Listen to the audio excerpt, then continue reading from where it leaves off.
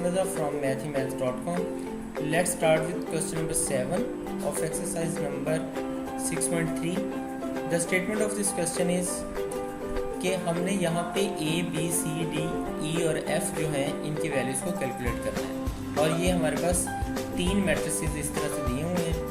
अब हम जैसा कि इस क्वेश्चन में ये है कि हम यहाँ पे अगर सब्ट्रैक्शन करें तो सब्ट्रैक्शन में क्या होगा कि A -3, B -2, ये C -1, D -5, E -0, F -4। तो ये हमारे पास इक्वल आ जाएगा। इसी तरह से ये -1, -2 और +3 साथ में -2, 4 और 6 ये हमारे पास इसी तरह से आ जाएगा।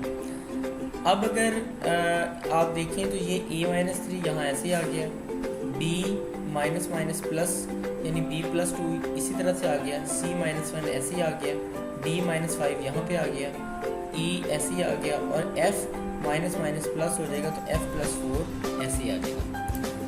अब हम अगर देखें तो हम यहाँ पे जो हमारे पास A, B, C, D, E, F की जो वैल्यूज़ हमने कैलकुलेट करनी है इसको इक्वेट कर लेते हैं। जैसे कि A-3 जो है ये -1 के इक्वल है, तो ये हमारे पास A-3 -1 आ गया, ये -3 इक्वल साइन के दूसरी साइड पर आके +3 हो जाएगा। सो ये 3 में से 1 सब्ट्रैक्ट होगा तो A = 2 आ जाएगा। बिल्कुल इसी तरह से ये जो B+2 है ये -2 के इक्वल आ जाएगा, यानी ये B+2 -2 के इक्वल आया तो यहाँ पे B = आ जाएगा -2 और ये +2 इक्वल साइन के साइड पर आके -2 हो जाएगा, तो ये -2 B = -4 आ जाएगा। इसी तरह से C-1 जो है ये 3 के इक्वल है, तो यहाँ पे ये हमारे पास आ जाएगा C-1 = 3, ये -1 इक्वल साइन के साइड पर आके +1 हो जाएगा, सो C = 3 + 1 C = 4 आ जाएगा।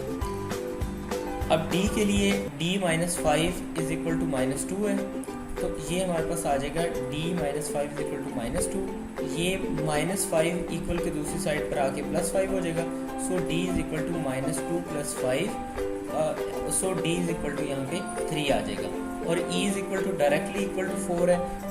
और F की वैल्यू के लिए देखें E = 4 आ जाएगा और F की वैल्यू आ जाएगी F+4 = 6, सो ये हमारे पास आ जाएगा F+4 = 6 और ये 4 इक्वल साइन की साइड पर आएगा तो 6 - 4 हो जाएगा, F = यहाँ पे 2 हो जाएगा।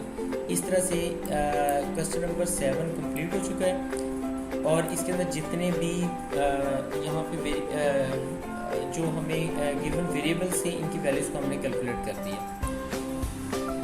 अब अगर फिर भी आपको इसमें कोई कंफ्यूजन है तो आप हमसे कांटेक्ट करें। हमारा यूट्यूब चैनल अवेलेबल है, आप उसे सब्सक्राइब करें ताकि हमारी लेटेस्ट वीडियोज़ और अपडेट्स आपको मिलती रहें। Thanks for watching मैथमेथ्स.com।